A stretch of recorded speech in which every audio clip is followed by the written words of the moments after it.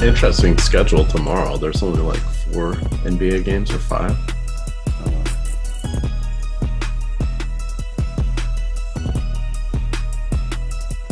Yeah, there's a 6, 2, 8, and 8:30 and a 10. You sunk my battleship.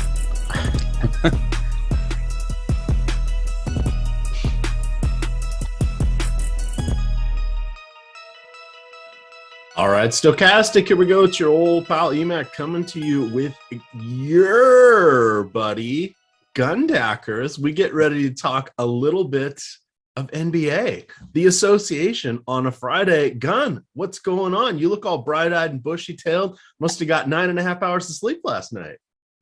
Broken up, yeah. Yeah, this cold weather, man. I just want to slumber and hibernate, but had to get up, man. We got some basketball to chop up, and it's a slate worth playing. It's the stars are out tonight, so hopefully we can make some money off of them. Yeah, most definitely. It's an expansive slate, 24 teams in action. It's going from 7 o'clock until 10:30. That's the tip-off times anyway, tipping off at 6 different points in time. So this should be a lot of fun. So let's see what we've got here. Coming off at the top, of course, we'll talk about No House Advantage. Well, that's all we're going to talk about is No House Advantage because they are bringing you this show. We're focused on them. They have 2 different game formats here. We have the versus the house. So for those of you that do not have player props or sports wagering in your sites are not, or your states are not quite as enlightened, sites such as No House Advantage can fill that void. That's right. You can build out player prop cards, 2, 3, 4, or 5 on your card. You got to get them all right for as many as you choose, but you get payouts up to 21x. That is the versus the house concept. Of course, that's the one you're going to be familiar with. Those are dynamic props. We're going to talk about their tournaments. Well, how do you have tournaments with sports props? Easy. Well, what they do is they set up about 300 or so questions each night, or I guess about 85 to 90, but there's a lot of iterations between the different players. You can get, you choose above or below whatever the prop. These are set numbers. Think of these like salaries on the other DFS sites. When salaries come out, news change, do they change the salaries? No. That's why No House does not change these props. These are static props. We are not playing against No House Advantage. We're playing whoever dares enter the ring against us in the tournaments. It's peer versus peer, like the standard games you're used to playing. We'll pick 10 different players. We'll choose 10 different props for the said players, go over or under, put confidence points on those 10 through 1. Whatever we get right, those are our points. Add those up. That's how we score against the other gamers. And then the money is divided at the end of the night. Gun, it is truly an easier concept in action. It's a little hard to talk about in one fell swoop. Yeah, it's alt line parlays, and we get the cheat sheets. And alternate line parlays, we kind of have the answer. They're big, but you don't lose out if you miss one leg on this format. So what we have for you is free projections here. I'm going to drop the link into the YouTube chat. These are for No House Advantage. They've asked to put these up there for you. On this link, you'll see 3 different tabs. The first one is versus the house. That's what I was talking about. These are the dynamic props. This is going against No House Advantage. These are the actual projections that are coming out. The Stokastic DFS models. These update about every 4 or 5 minutes. So you can check those out. We also have the pick'em props. That's what we're going to focus on. We're going to tell you which is better, under or over, of the listed props in the contest. Remember, those were released last night. And then the third tab, well, that's the optimal lineup tab. So this all sounds too confusing for you. Pick a couple of those lineups, get them on over there into No House Advantage. And we've done the heavy lifting for you by optimizing the lineups for the best probabilities, coming out in a nice little line. Pretty easy to do. So Gun, let's jump on over. We always have some good ones at the top because it makes things interesting here. So as you're looking for some unders, here's an intriguing one. We've got Miles Turner up at the tippy top here. Rebounds 11.5. We're projecting 8.3. 95% that falls on the under. Do you want to talk about any potential pitfalls with this one? Because it feels pretty good. Yeah, I think this is a pace down spot. Turner's only averaging about 8 rebounds per game anyway, so it is giving us a little bit above the average. We get a neutral to pace down opponent. And the opponents, there are some, last night I had some eyes on Nurkic and Grant, but I think they're good to go here. So all things considered, I lean the under, and I know that's not sexy all the time, but I think in this case it makes a lot of sense. So I like the under for this one. I maybe wouldn't be 95% confident in it, but I trust the numbers more than me. And 11.5, that's a big boy line. Yeah, and sometimes for some of our centers here, you want to look at a couple different contexts. Like Joel Embiid, he's not playing tonight; he's out with a foot injury. But he's someone that historically has, or at least over the last few years, hasn't really had as many rebounds as we would think. Yes, of course, we remember them from the playoffs and in the primetime games when they're playing larger minutes. But during the regular season, there's surprisingly quite a few centers here that let their understudies or some of the forwards do the heavy lifting, and they're not out there for more than 30, 32 minutes, and they just aren't racking up the rebounds like we're kind of used to seeing.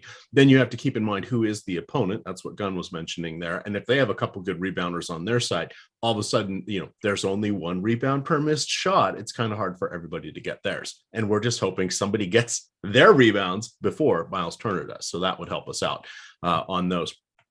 We also want to look at different players. So usually if one line is a little potentially soft, sometimes we can see that as well with the points, rebounds, and assists. So in Turner's case, the PRA or points, rebounds, assist line, 34.5. He's only at 26.9. We all remember monster games by Miles Turner, but if you go back and look through his game logs, those are few and far between. Yes, they will break the slate when they happen, and you'll hoping you're along for the ride, but he does have some disappointments here and there. I'd probably stay on the still prefer the rebounding one, but It's always good just to take a gander at some of these other ones. Looks like we got a lot of Indiana up at the top. You've got Jaden Ivey, points, rebounds, and assists gun, 26.5, 22.4 is the Stokastic projection. Feels like he's going to have company in the backcourt tonight. How are you feeling about that one on the under? Oh, man. Yes and no at the same time, if that makes sense. You're right. It's a cluttered backcourt. We got Killian Hayes back. We got Alec Burks. The pessimism is in the fact that we got the two worst defenses going at it in this game, and anything can happen. But I would still lean the under here because it is a plus matchup for the entire team. But I would probably be like at an 80% probability, a little bit lower than this one. And it's only because this is just unstoppable force and movable object of defensive efficiency. Yeah, and there's some wild totals tonight, but this one seems palatable at 236. Gunn, I know you've been around the block a million times with DFS. Remember, if we would have seen a 236 DFS or a game total when DFS first really came onto the scene 8-10 years ago, our brains would have exploded. We would say, there's no way you can predict double overtime, right? Yep. That's what we're kind of getting on the regular. And it's not even like one of the highest totals on it. Like we got the Lakers at 242. It's nuts. Exactly. So just keep in mind the game environment, what you're looking at, and different expectations. A lot of times we're going to want to know who's closing, who could lose out on some of those minutes. Randomly, we saw that Ivy wasn't actually in the closing line the other night in a closer game. I noticed that because I've gone his last two games over 12.5 and over 13.5 points. I've been sadly left holding the bag on those because he crested to right below that. And then he's like, why isn't he out there? There's 8 minutes to go in the game. Where the hell is he? Right? I've got this easy. So. The Timberwolves game, or I think Dwayne Casey, the second unit just got on a run, and he's known or he's made a lot of in-game adjustments. It's not as trolly as maybe the Thunder, but Casey and the Pistons certainly have in-game adjustment history this season that could double troll you. So I feel your pain there. Yeah, it happens. Let's kind of cruise on down. Then we'll, of course, talk about some overs, but a couple more unders here. Mikal Bridges, he's someone that a lot of times tends to project well for rebounds, especially when you start looking at who is out on his team. It's something I've learned because I tend to hit the overs when it gets there at 4.5 or so. We're looking at 5.5. We have No House Advantage on Stokastic. We have him for about 4.4. I still think the under is okay. We're going to be without Cam Payne, Cam Johnson, Devin Booker. But the thing, if you go back and look at Bridges, just his game logs, even though he plays a ton of minutes, he's an awesome defender. He loses out on rebounds constantly. And it's something that even when other teammate or other key team members are out, he doesn't really generally see a lot of an increase in his. Could he have 7 and 8 rebound games? Yeah, absolutely. So Steph Curry, right? But in this case, you don't see it as often as you would inherently think. So I think that one, while it looks like there's no way I'd risk that, I'd kind of consider it, because I tried to write up why we should take the over on 3.5 rebounds in the wagering market this morning, and I couldn't come up with a great reason for that one. So we'll see. I'm sure you guys can laugh at me on Twitter and say, "Oh, you missed on that one, Emac." But I think the under 5.5 is good for me. Any of these others pop out for you, or would you like to turn over and take our first shot at the overs? Looking at the bottom, I see most of it seems appropriately priced. I think we'll talk a little bit more at that Heat Sun spot in a bit. Looking at that game last night, I don't know what to make of that game. I was thinking about McCall Bridges' offensive overs because of the matchup being so tough against points in the paint. But never did I think about rebounds over. So I'm with you. I think the under on the rebounds seems just fine against a team as slow pace and sluggish as the Miami Heat are defensively.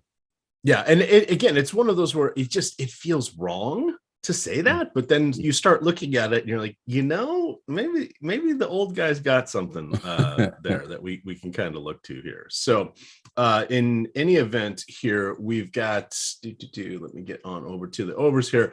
I know you liked the 3-pointers. We've got Tyrese Halliburton, 1.5 is the line. Stokastic projecting him for 3.1. Yes, balls can bounce in funny ways, but he's got the volume that supports we just need 2 makes. If he can shoot 25%, I think we can get there. What is your take on that one? Because we just besmirched the good name of his center, Miles Turner. Are we going to go on the over for the point guard?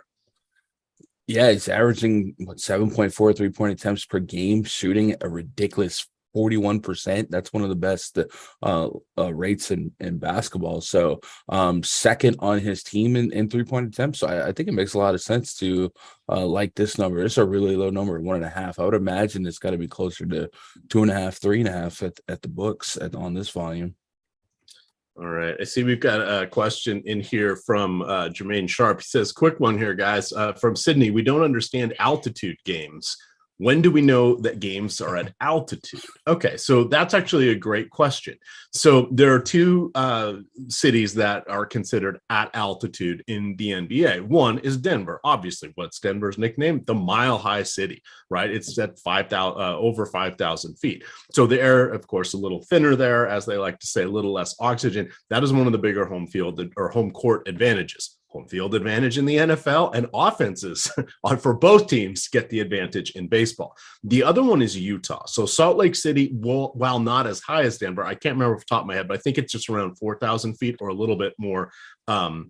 So it is the other city that's up there. When you start to think about a lot of the cities, everything that's around the coast, most things that get closer to rivers, etc., those are going to be a 500 or less elevation, which is just going to be non-existent. But that's when the games are at elevation. It's the Denver game, and then your body just takes usually 48 to 72 hours to start to adjust to the difference in oxygen. Now, of course, world-class athletes are impacted a little bit less, but guess what? They're world-class athletes. So while they can do normal things like walking up the stairs, running, jumping, and all those high energy activities, they're not going to be up to their regular form. And then the back-to-back altitude back-to-back, as they call it in the NBA, is when you play in Denver and then go to Utah the next night or vice versa. So that's what the altitude is there. James Harden, someone I like a lot tonight. I won't be alone, Gun. We don't have Joel Embiid. We've got Harden that is just putting up, he's a walking triple-double when he doesn't have to worry about Embiid. He should be relatively fresh for his matchup tonight. 7.5 assists. We've got him projected at 9.7. That one feels like I'd be willing to put that in my 10 spot here on No House Advantage. How are you feeling about Mr. James Harden there? Yeah, he has infinite usage without Joel Embiid, and the assist rate 42%. And while Embiid is out, they did in that last game. We saw them shuffle Tyrese Maxey back in the starting lineup. So he has some people to convert these pass attempts to, and he's playing so many minutes. So I just think the assist prop is looking really, really good. I think the other night I took it at 10, it didn't hit, but 7.5, I would smash that with the whole PayPal account. Yeah, that's something that I think is reasonable. The other one I really like is the Tyrese Maxey 3-pointers made. You can also get this one out in the sports wagering market. It's 1.5. So with Maxey, this will be his 4th game back since he missed about 6 weeks with the fractured foot. Since he's been back, we saw he's coming off a game where he was in the starting lineup and played 37 minutes. So we know that minutes should not be an issue at this point tonight. In the 3 games back, even though he was playing, I want to say it was like around 17 and maybe 24 or so. But let's just say he averaged 20 in his other 2 games and then 37 in the most recent one back. He still got up a dozen field goal attempts from beyond the arc. On the season, he's averaging 6.4. Prior to his injury, he was making them at 40%. So that's 2.7 makes per game. I really do like the over in this one, both in the no house advantage contest as well as the versus the house, if you can get it, or at other sports wagering sites. What else is coming through here for you, Gunn? The old trick knee. The old trick knee's got to have something here. I do want to. I would throw a nugget out there. I've been keeping this around for the Bulls to support the Maxey play. The Bulls are giving up the 3rd most 3-pointers made per game and the 2nd highest 3-point percentage behind only the Spurs, the worst defense in basketball. They are a spot to shoot against. So I'm wholly in agreement with your Maxey over 1.5. CJ McCollum's another one that kind of makes a lot of sense. We know Harden's going to enjoy elevated usage in the absence of Joel Embiid. Well, CJ McCollum's in a spot where he has no Brandon Ingram and no Zion Williamson, so his usage goes up. And the matchup is a little bit tougher for his interior than him. So I do think with the spread being what it was last time I looked, it was like 7-point spread. The game script here makes a lot of sense for them to play from behind, and a guy like McCollum has to get some shots up from downtown. So 2.5 looks pretty good on the over. King James running back his birthday game, 25.5 points. No AD. Makes a lot of sense. And to your point earlier, where we used to have sticker shock on 230 totals, this year I'm learning to readjust my thoughts on betting like 28.5 point props for players, because we're seeing guys in 32.5, 33.5, and I got to consider those. LeBron James usage through the roof right now, and the matchup is pristine. And like I said, this total 242 total with the visiting Hawks favored by 2.5. Extremely positive game script for LeBron James to have to put up one of those vintage 30+ real point games. So yeah, I'll take the over 25.5.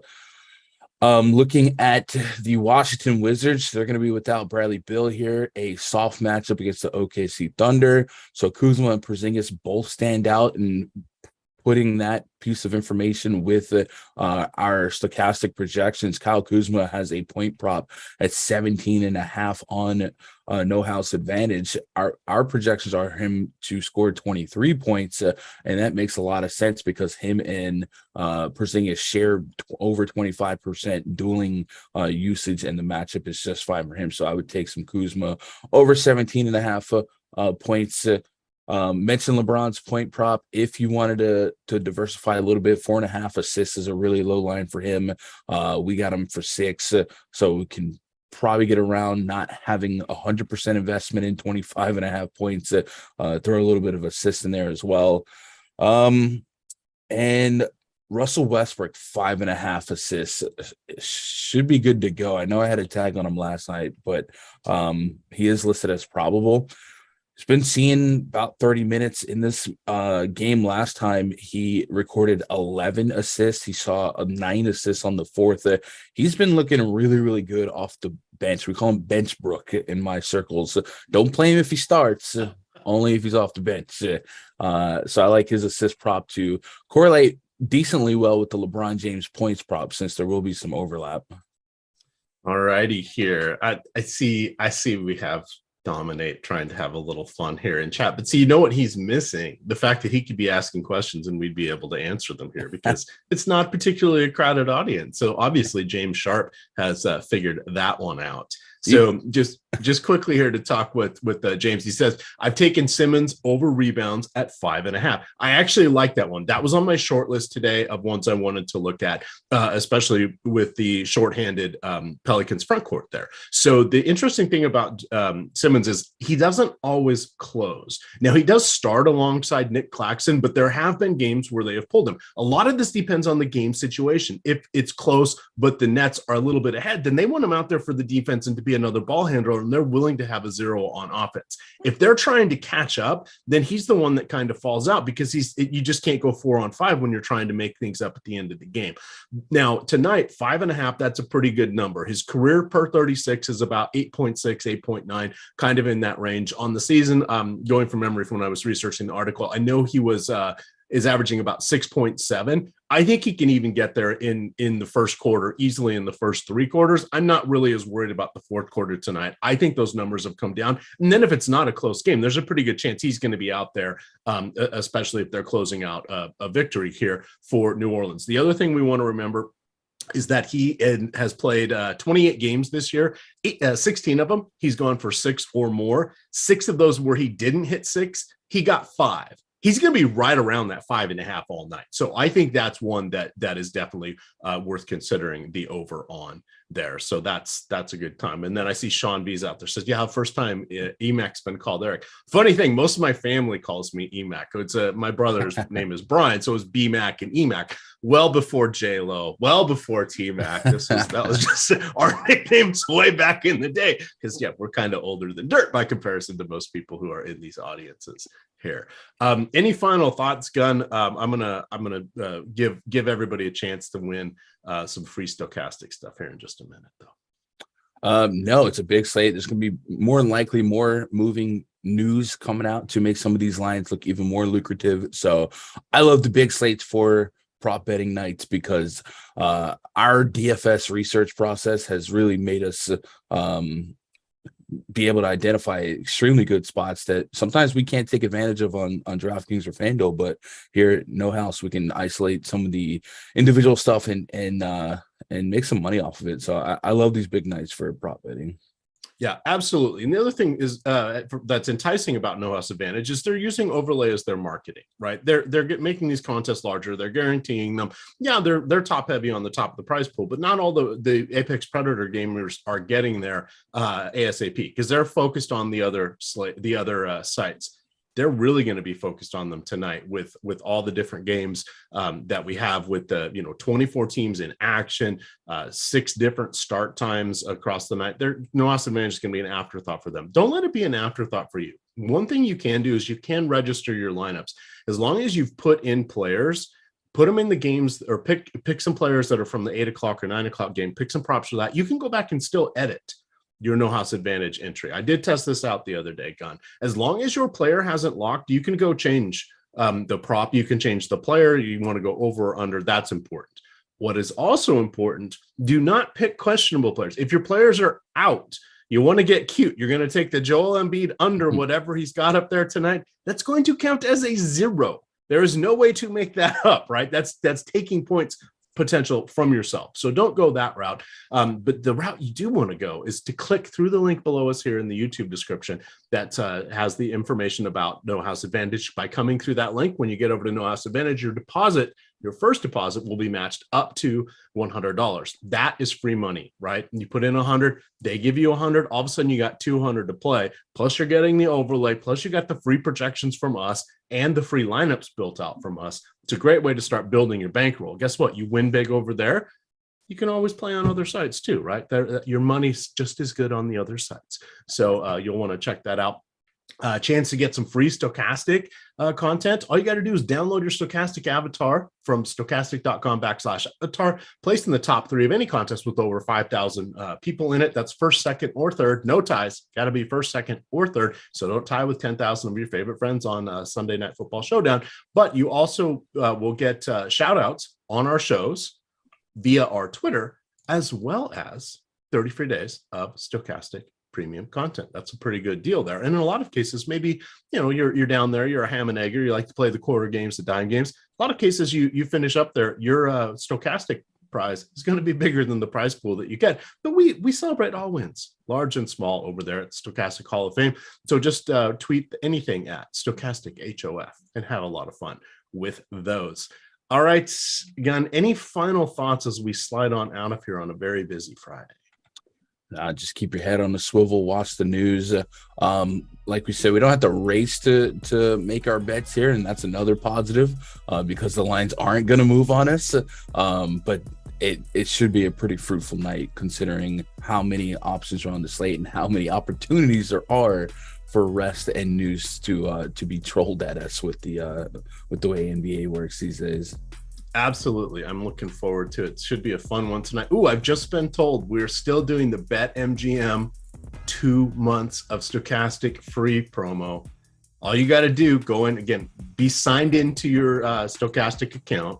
You don't have to have an active Stokastic subscription, but you got to be signed into your account. You can either, once you're in your Stokastic account, go through the link below us here in the description. There's a lot of links in the description below us. They all have some words around them. Tell them what they are. You go in through that takes you over to BetMGM, tags you with our referral code. This is very, very important. You close out of that window, you hit back, tab, or whatever, you're going to lose that. But you create your BetMGM account. This is for new users. Put $10 in. You wager that $10. As soon as that settles, up is going to pop a code that gives you 2 free months of Stokastic Premium. That offer is going to be decreased significantly very, very soon. So that's a great way to take advantage of things, and especially if you're traveling and heading out to a different state where you don't, or where your state doesn't have sports wagering, and you go to a state that does, you get the same offer, right? So all you got to be is in a state that's legal to do sports wagering. You can get the same offer yourself. So again, that's a great way to get 2 free months of Stokastic premium content. And then you get the keys to the kingdom. You get in on all the good stuff, access to everything. It's a lot of fun. A lot of fun coming up with NBA, the NFL playoffs. We had golf starting this week. We've got MMA rounding its way back into form. We've got soccer. The EPL has started up again now that we're out of the World Cup. A lot of good fun out there. So check that out. No House Advantage is also bringing you 3.5 more hours of Stokastic content. Starting at 4:45, you're going to get the NBA Deeper Dive. At 6 o'clock, you're going to get the NBA Live Before Lock and a bonus 30 minutes going all the way up to 7:30. That is brought to you by No House Advantage. With that, you can follow Gunn over on Twitter at Gundacker. I am at EMACDFS. And of course, it is Stokastic_COM. With that, gamers, good luck.